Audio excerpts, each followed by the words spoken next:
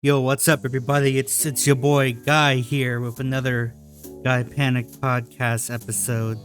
Last week's episode should technically be that April 1st live stream where I went mask off of my political opinions and was very honest, okay? So what's happened the past 10 days that, anyone can talk about? Well, it's been very uneventful. Not a lot has happened. Here. We'll start with something that you dumb idiots would love. Video games. The Switch 2 had a new showcase. And yup, it's a Nintendo Switch, but slightly different, and people had problems with it. Firstly, it initially was gonna cost 450 United States dollars, which, in my opinion, makes some sense. It's like it's a 60 FPS 1080p screen, okay? All right, but it's in your hands, so you can't complain. I mean, that's whatever. But what they were talking about in terms of prices they didn't like, and by they I mean gamers, capital G, hard R gamers, was the game price, and that's 80 bucks. 80 bucks for Mario Kart. Actually, Mario Kart's only 50 bucks if you buy the Switch 2 with the Mario Kart. That's $500, so you're actually saving money on Mario Kart, so there's that. But every other game that they come out with that's new, 80 bucks. Thank you, Nintendo. I love your pricing models. I love how nothing you make ever is on sale. I love how just fucking awesome that is. Fuck. Also, if you own a Switch 1 game and want to play it on the Switch 2, you know how they said earlier that, like, oh yeah, it's backwards compatible. The Switch 1 stuff works with the Switch 2. Well, that's wrong. Some stuff doesn't work. Also, some stuff, if you move it to the Switch 2, you have to pay to upgrade it. You have to pay to up. Correct me if I'm wrong, but isn't like the PS5 backwards compatible with the PS4, and you don't have to upgrade shit to play a PS4 game on there, right? I know the PS3 doesn't really count because the PS3 is a fucking monstrosity, but like backwards compatibility usually means, hey, if you have this old thing, you can play it on the new thing. I guess no, that's cool. And then some games, literally, you have to buy a new version of it for the Switch 2 if you're gonna buy it. So that's awesome. What else did they announce? They announced there's a new FromSoft game coming out, and it's basically legally distinct Bloodborne, but it's also a multiplayer game, and it looks okay. How do I say this? I've not played Bloodborne. I've seen plenty of footage from it and gameplay from it, but like I don't care much for the Victorian Gothic style. It looks drowsy and boring. Okay, Elden Ring had more color. Dark Souls had more color to it. It wasn't my jam. It's okay, so I'm not one of those guys who's like eagerly awaiting Bloodborne to go on PC, which will never happen. But whatever. But this also looks like that, and it's a Switch 2 exclusive. You hear that? Yes, gamers, is a new FromSoft game made by big man himself, Miyazaki, and it's a Switch 2 exclusive, no PC, no PlayStation. That's awesome. Epic. What else was announced? There's a new Donkey Kong game where Donkey Kong can destroy the environment like fully, like full environmental destruction freedom, which looked pretty cool, I will admit. It looks like a fun game. Not justifying in my eyes the Switch 2 purchase, but it looks cool. It looks cool. And then there's also gonna be a new Tomodachi Life game, which I have never played Tomodachi Life, but I know a lot of people who do, and they really like this, so good for them. But that's it, and I'm very mad there was no new Ape Escape game. That's woke. The lack of one, and I'm really mad there's no Wii Sports game. In fact, there isn't really much of a strong contender for like big launch titles. Okay, you had the Mario Kart, whatever. Mario Kart's fucking Mario Kart. It doesn't really matter which one you're playing. It's literally the same shit. Who cares? Donkey Kong, that's pretty good, but it's not like Nintendo Switch game seller good, right? Like, cause like the Nintendo Switch one, it had the new Zelda on it. That's big. Had the new Mario a bit later, real big, and then it had the Tears of the Kingdom, huge killer app. This one, it has the new Pokemon, which Pokemon games have been really lackluster as of late. It has Donkey Kong, which looks good, but looks like a game that like only a Nintendo fan would want to buy. And then you got Mario Kart, which everyone assumes if you have one of these, you just already have that anyway. So it's not like a big app. They should have had a new Mario game for it, or they probably shouldn't have waited in Breath of the Wild or Tears of the Kingdom. But it doesn't fit. It's a weird one. I think the funniest part about the Switch 2 is that there's like a game you can play that like it sort of like introduces you to the Switch 2 and all of the changes they've made to it and how the functions for it, right? It's like this cool like interactive like little isometric game you can play for it. And they show it off and they're like, yeah, this game it's for people who want to like learn about the Switch 2 after they buy one, it's fully interactive. The developers talk in it. It's really cool. And then they're like, it will cost you $10. $10 for what's essentially an interactive Switch 2 manual that's fucking stupid. Absolutely fucking stupid. That's so dumb. First off, if you want to experience this, you should just wait until it's out and some guy uploads all of it on YouTube and then you just watch it because you should not buy that. You should not buy that. If you buy that, I have like 9 trillion bridges to sell you, buddy. That sounds stupid. Don't buy that. Also, a bit of a gamer critique again from that Nintendo Switch reveal stuff, that whole live stream. A bit too many like I'm not Animal Crossing, but I am. You get to farm and then sell things in this epic cozy game. Get rid of the word cozy. I am tired of cozy games. It's so boring. I'm just sick of it. No more. What else happened? Oh yeah, and there also is a new Kirby game. It's a Kirby racing game. I guess some people like it. Great for them. But like the trailer for it looked a lot like a Smash Brothers trailer, which was 100% on purpose. Properly baited. Anyways, that's all for the Switch 2, but what's more important is how certain events in United States politics will make the Switch 2 cost more than $450. Wait, also, before we leave on this, sorry. $80 game thing.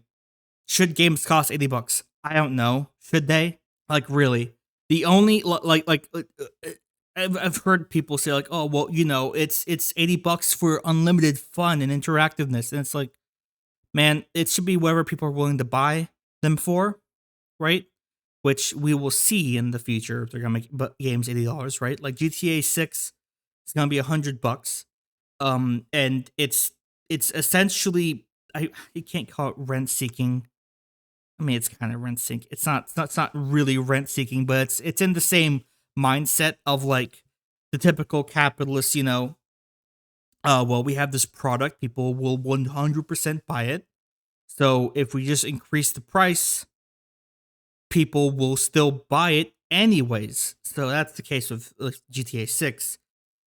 But like Nintendo Switch 2, I don't think so. Like, which games are gonna be $80? This Kirby racing game? That's not gonna sell that well. I'm sorry, I know people like Kirby a lot, but like I don't think they like him that much. Especially not people who aren't already hyper Kirby fans. You know what I'm saying? Yeah, I don't know. It's a weird idea. We'll see. I don't have strong opinions about the price of video games. I'm not gonna be like super freaking PO'd that a game's not $80. I'm more mad about games never going on sale I'm also more mad about games that are really fucking old and are not big apps that Nintendo is counting on to make money that year, not being on sale or costing less because of the time. Like for fucking real, okay? It's not just it's not just a Nintendo thing either. It's also a thing on like other places like Steam. Like on Steam, you go look up like Black Ops 2, like the original Black Ops 2, and it's still $60. It's still $60 for a game. It's like what, 15 years old? That's stupid. And it's also what Nintendo does. Anyways, continuing. Tariffs. You know what tariffs are? That's when a company, sorry, bleh, a country charges companies from other countries or other countries in general, their goods. They put a tax on those goods to make revenue off of the imports to their own country. And it's bad because what ends up happening is that to make up for the tariffs, said companies that are within a different country will, or the companies that buy said imports from that country. When you discuss things like international economics and tariffs and imports and exports, it's really hard to like try and not make it into this big like countries versus countries.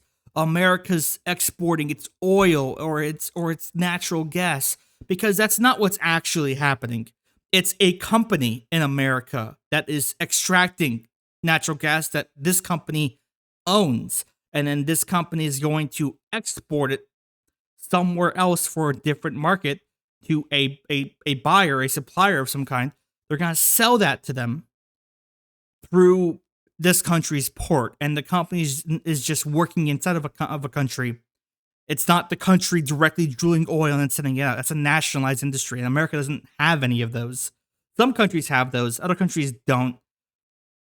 It's weird, but essentially, tariffs will increase the price of goods because companies that buy imports from other countries will increase their own prices of the stuff that goes directly to the consumer, or increase the price of the materials that they import to the products that they then manufacture, which they then sell.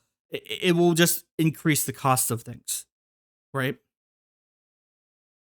Because companies in the United States aren't just gonna just bite the bullet on everything costing more. They're not gonna do that. They're gonna extract the money they need to make an income, to make economic growth somehow, you know. But for some fucking reason, the president of the United States, Donald J. Trump, Orange Trump man himself, who really likes the idea of tariffs because he thinks protectionism will magically bring back industry to the United States. He wants us to go back to being garment manufacturers, to mining stuff, to making toasters that cost $6, but those toasters will not cost $6. They will cost a lot more to the people who buy them, which will be mainly Americans. He wants us to do that.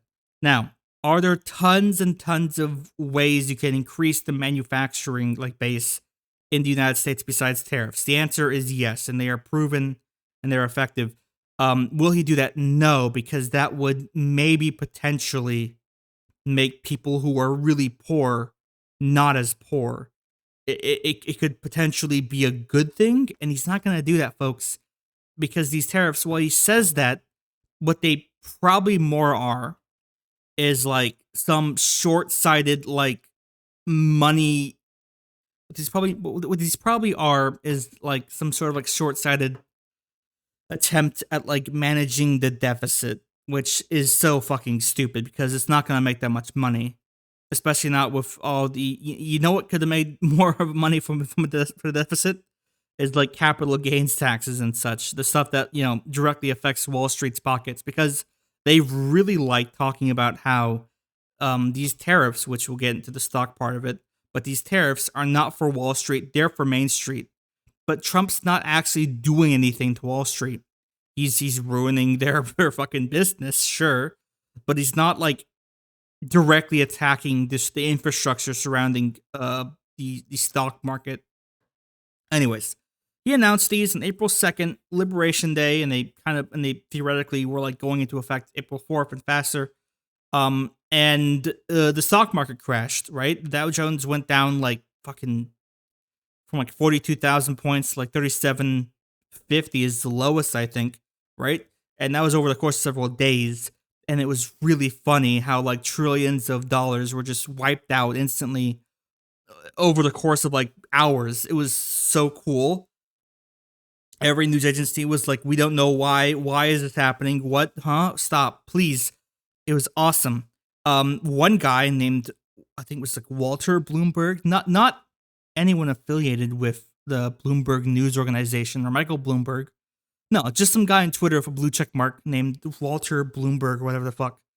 Just said out loud, like, oh, Trump's going to announce a 90-day pause in the tariffs, right? And after posting that, apparently people took him really seriously and kept spreading it through the internet off of Twitter as like a big breaking story.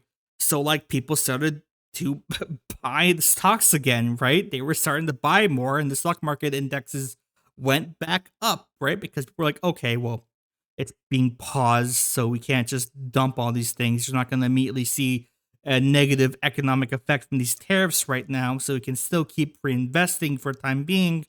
And then the White House responded to that guy saying, we didn't say that. No one said that. You're incorrect. There will be no pause. The tariffs will go into effect as soon as possible. And the market crashed again, right? Or went back to crashing as it was. Really, really cool, right? But then, like on April 7th, right? So like 2 days ago, Trump then said, actually, yes, we are doing the 90-day pause. After days of saying these tariffs are non-negotiable, there will be no concessions. It will just happen. We are just gonna do it. We have to get this back, and every single fucking right-wing dipshit, from pundits to little Twitter boys, right, were like saying these are for the best. We have to have these. If we don't have these, America's dead in like 2 years, right? They're saying shit like that.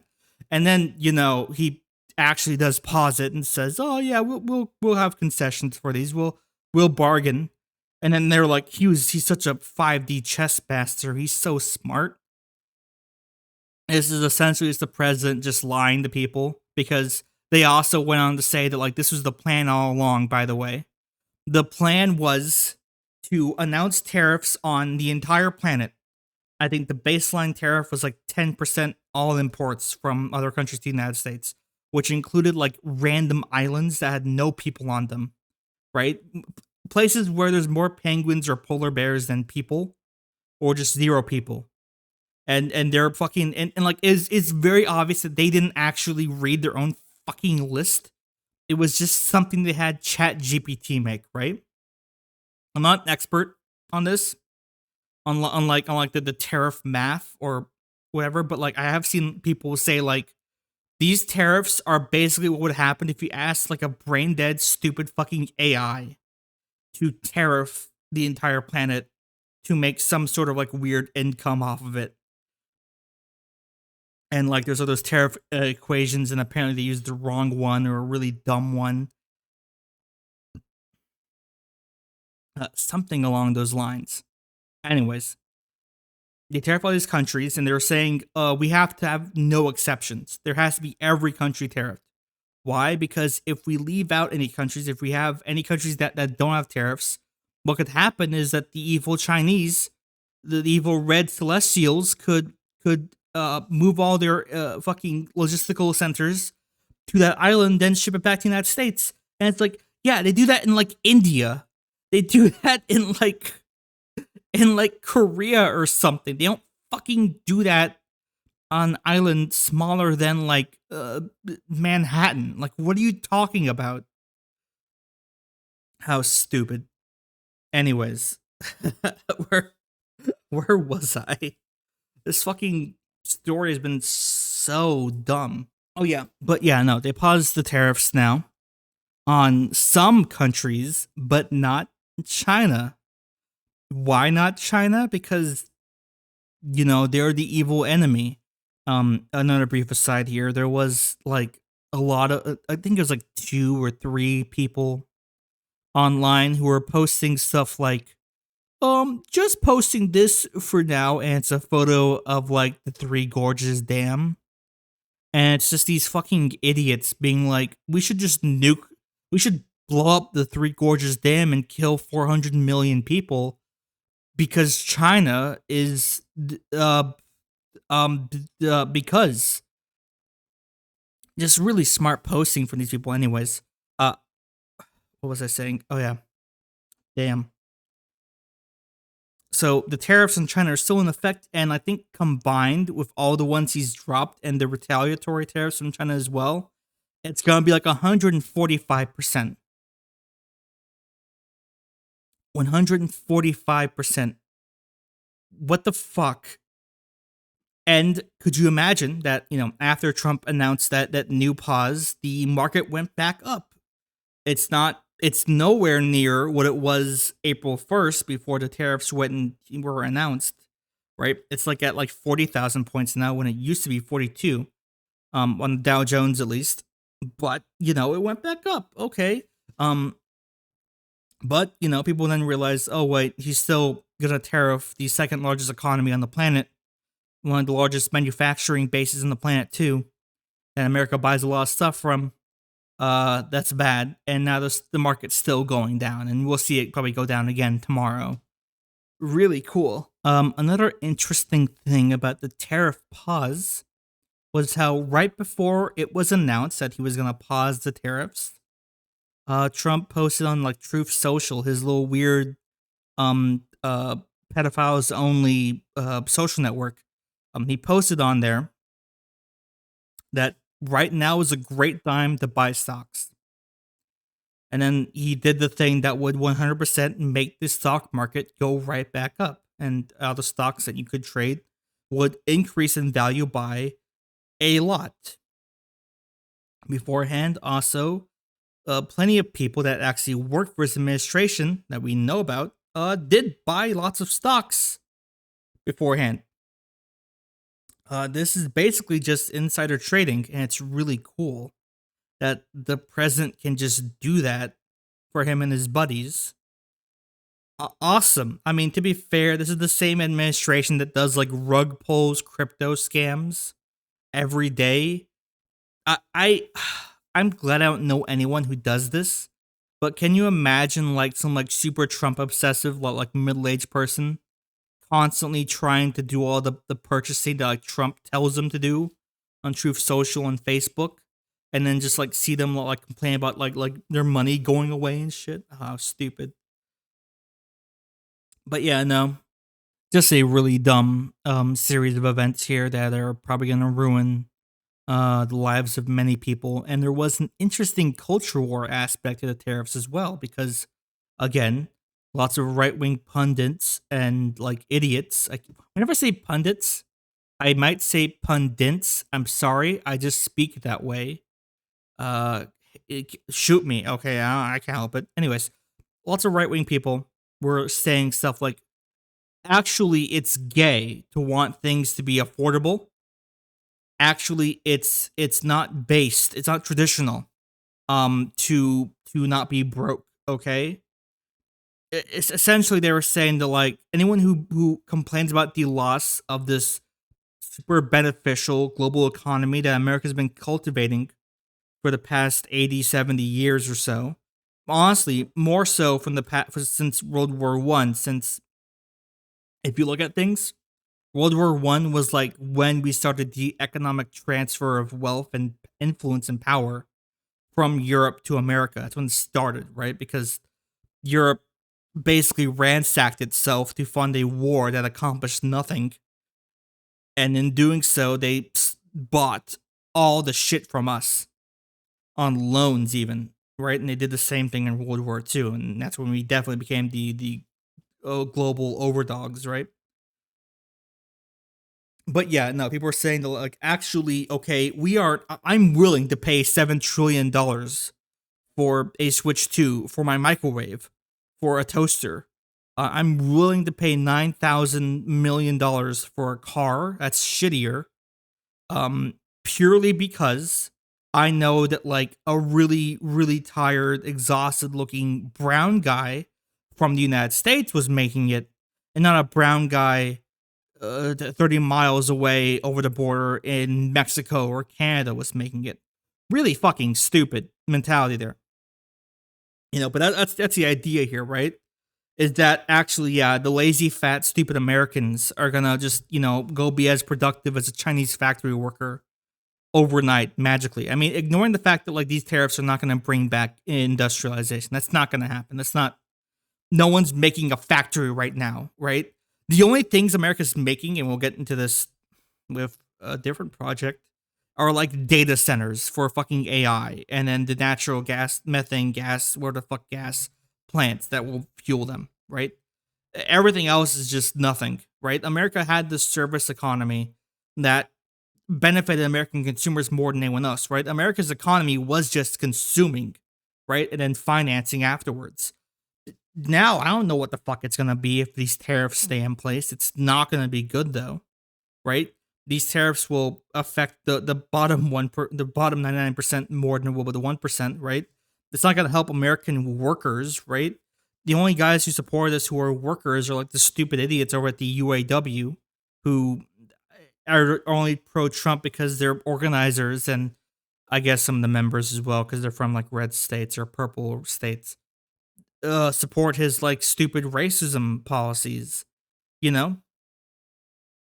And what's funny is that these tariffs, the US is going to end up like the UK after Brexit, right?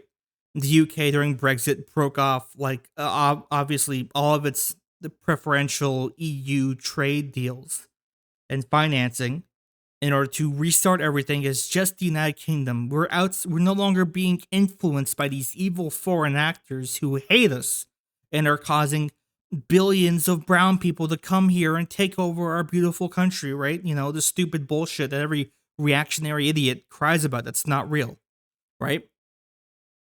The US voted in Donald Trump for similar reasons because a lot of stupid white people and Mexicans were angry about other white people and Mexicans from Mexico coming to the United States, right?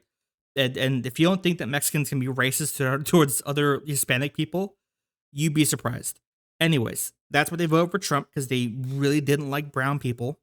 And then, Trump's going to do these tariffs bullshit, and these idiots will delude themselves into thinking that, their fucking S&P 500, their fucking 401ks tanking is actually epic and based, right?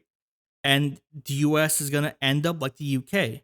We will still have lots of brown people here.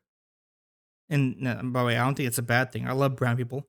We will have a lot of brown people here, except everyone's going to be uh significantly poorer.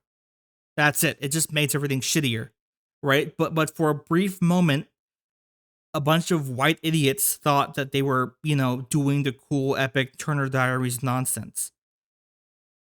So awesome. So fucking awesome. Fuck. And these other assholes, like, there were some, like gamers, certified gamers, hard G, hard R gamers who were, like, who months beforehand were crying about black people invading their video games and how abusive and evil it was for evil wokeists to complain, to say that it's just video games when I'm having a racial anger fit over them, right? Saying it's just video games, sure, right? That's what that's what they were mad about. And then now they're saying with the Switch 2, obviously gonna be impacted by tariffs because Trump also tariffed fucking Japan. Now they're saying at the fact that the Switch 2 is gonna cost more. Video games are whatever. It's not that important, okay?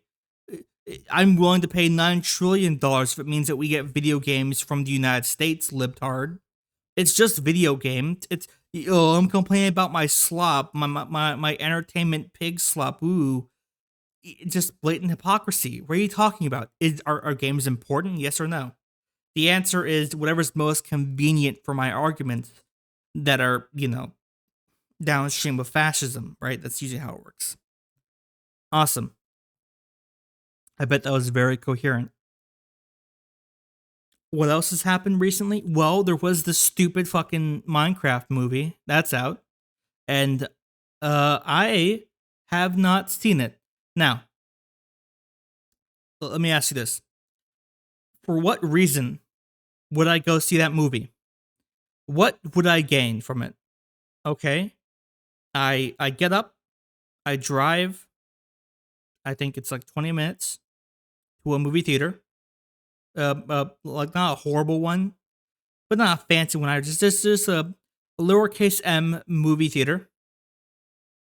I get the popcorn. I sit down and I watch this movie that I know is not going to be good.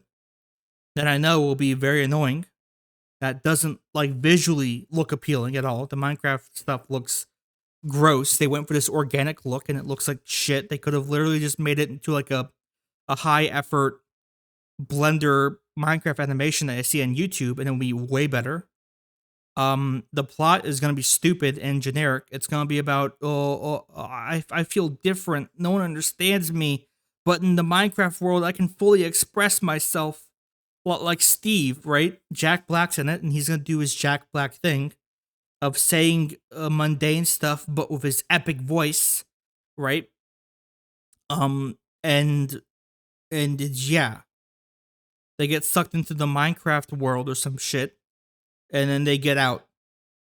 But Jack Black says funny things like the lava chicken song, or Flint and Steel, or Chicken Jockey. You know, he says stuff like that. Yeah, I'm not doing that. I'm sorry. I will watch it either through interesting means, or if it's like, you know, just dumped somewhere on Netflix, you know. I'm not gonna fucking pay to go see it in the theater. But now I have an even better reason not to see it in the theater.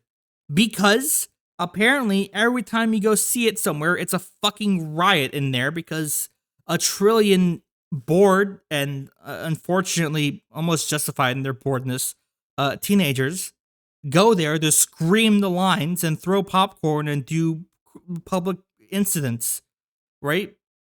I see those all over my timeline and it looks awful. Fuck. I almost feel bad for the parents who bring kids to this movie, only to have it be a fucking playground in there, albeit I can imagine any sort of like kids movie opening week is already just loud and obnoxious, but still, man, fuck. God, is that the future of cinema? Is just to make movies with like stupid, like nonsensical, overly memed bullshit like moments in there, and then bored idiots will go to the theater and then go wild out whenever the line comes on.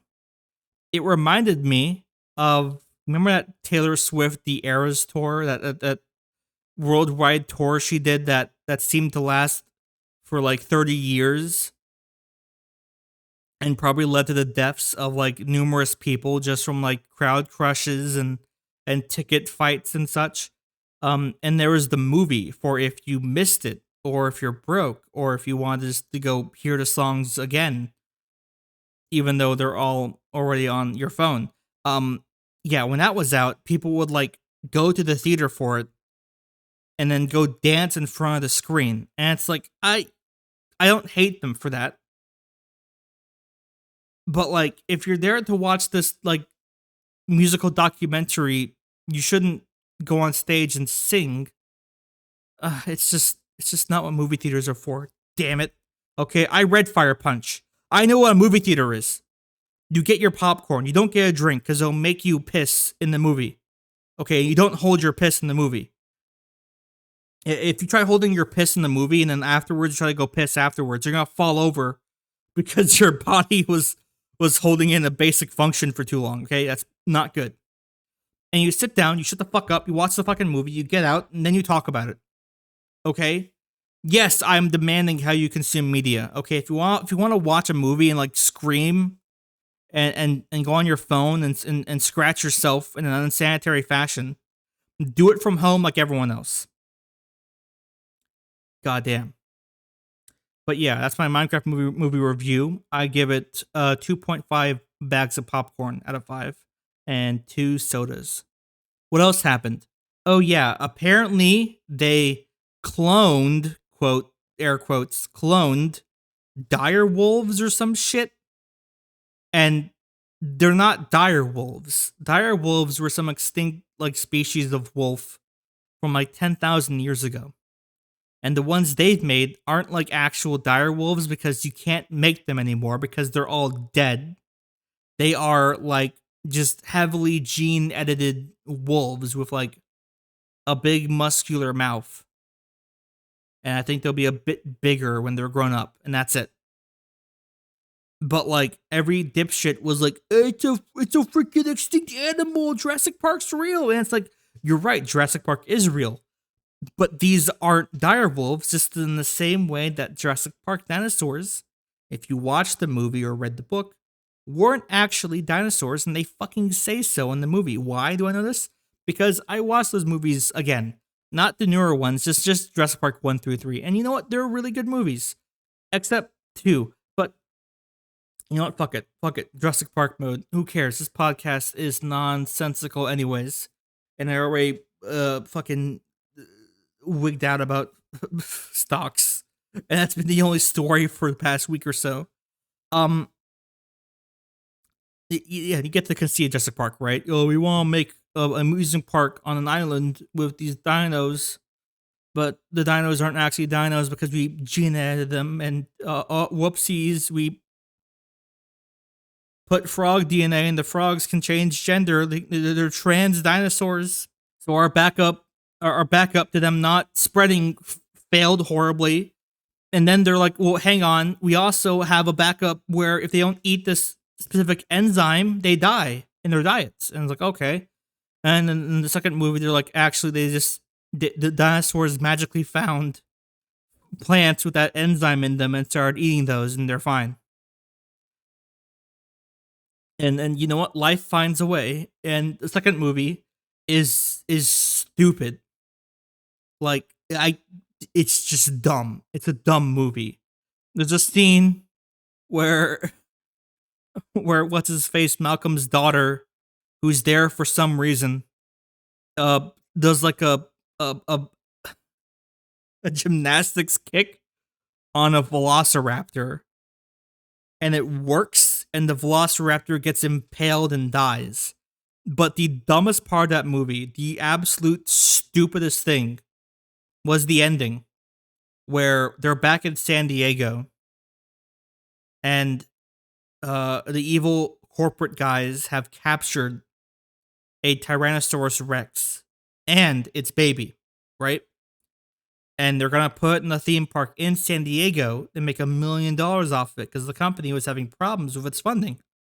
Okay, that's fine. But the ship shows up, and they're in like a room radioing the ship, and the ship's not responding. And I'm sitting there thinking, okay, so everyone's dead, and the ship crashes onto the pier. You know, there's that collision stuff. They get on board and they go to the cabin of the ship, which has a person-sized doorway, and the cabin is perfectly intact. There's no broken windows, the door's open, but that's it. And they see a guy's hand on the ship's steering wheel, right? And the arm was in the hand, the rest of the body is gone. It was ripped off. And then, you know, they go back on top of the boat, and someone like fucks with the controls. And then this big hatch opens up, and oh no, the T-Rex is there, and it goes and wreaks havoc around San Diego, and it's just really stupid. Like it's like Godzilla, but like lame. And I'm just sitting here thinking that makes no fucking sense. That's so stupid. How did T-Rex bite a man's arm off like 6 feet away from a doorway? How'd it get out if the doors were closed?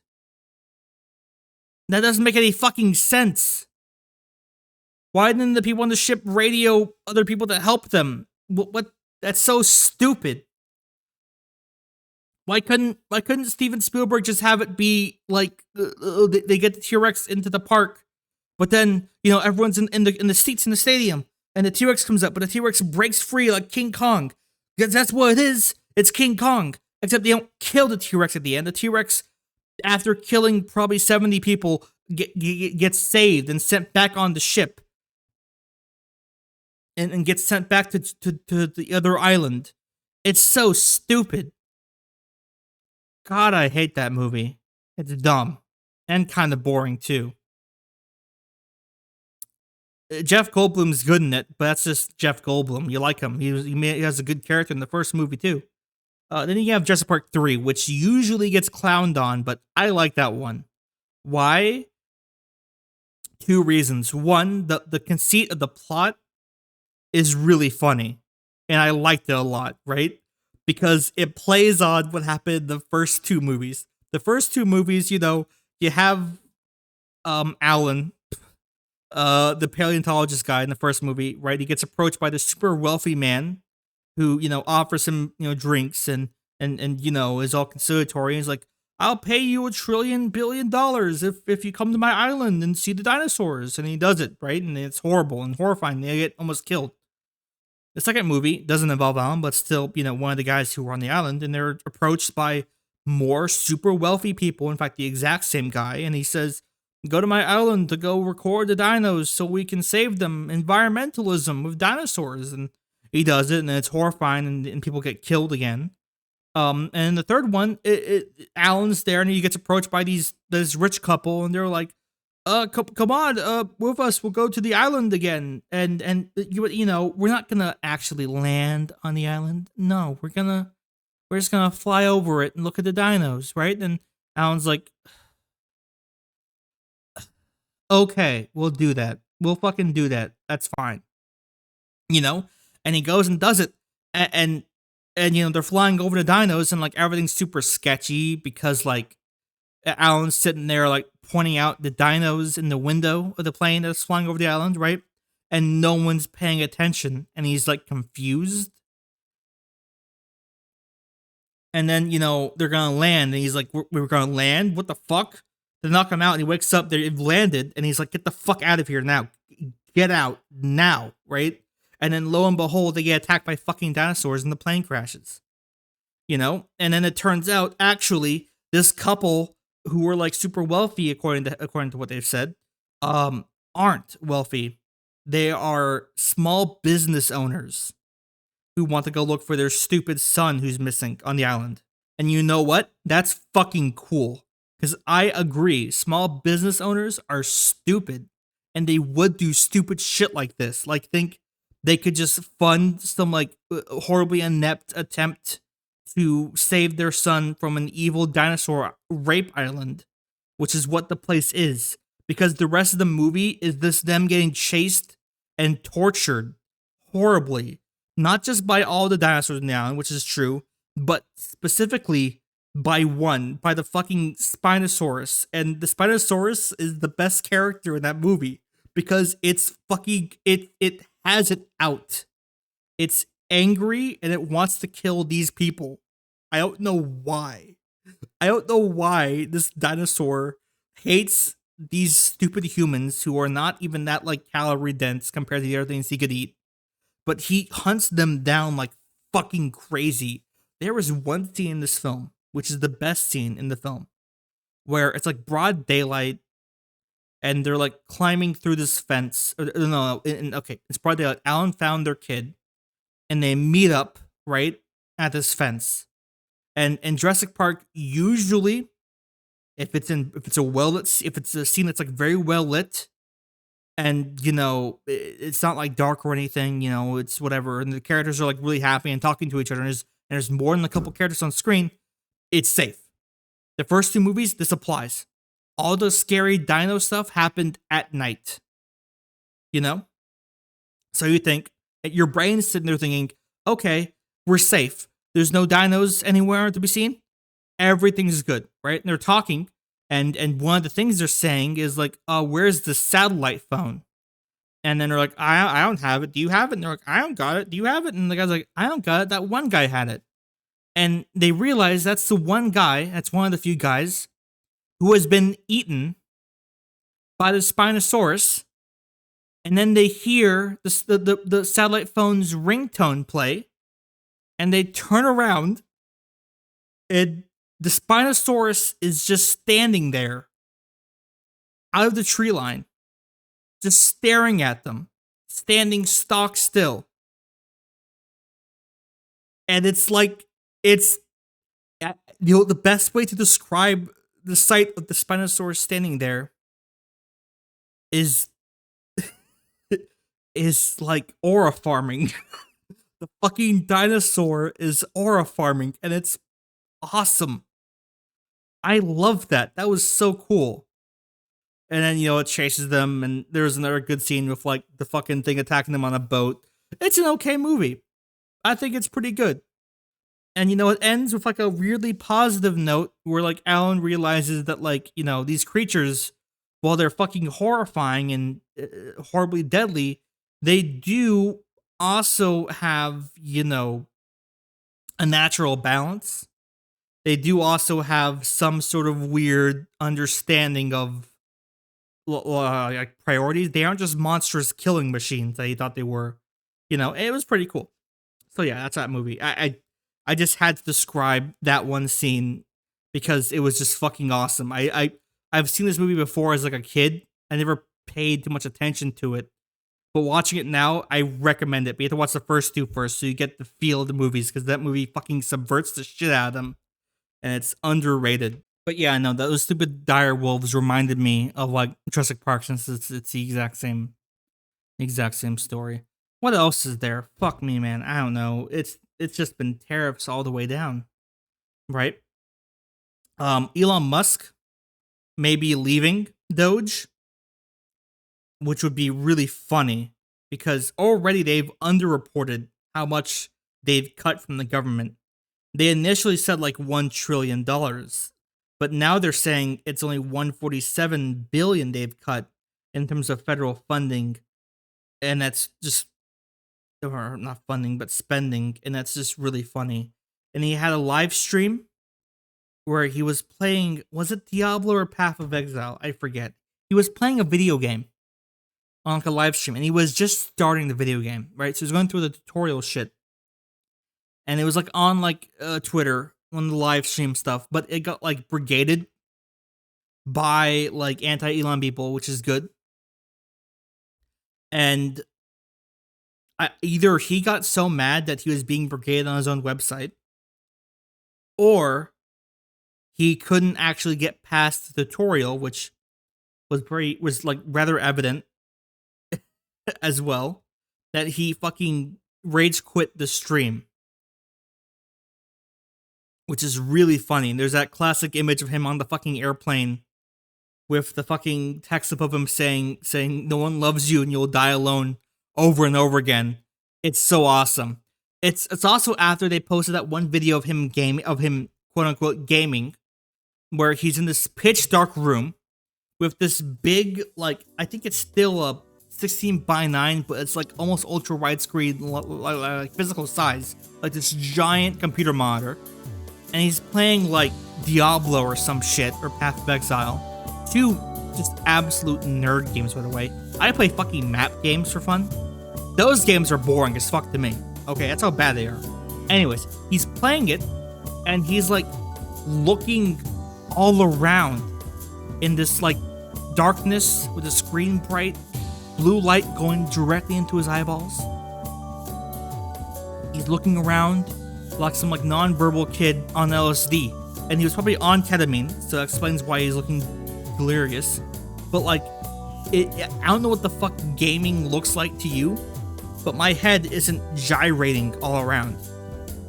Now people did say, oh well, he has a really big monitor, so his head's moving around so he can see everything. And it's like, you know what you do when you set up your computer monitor is you don't have it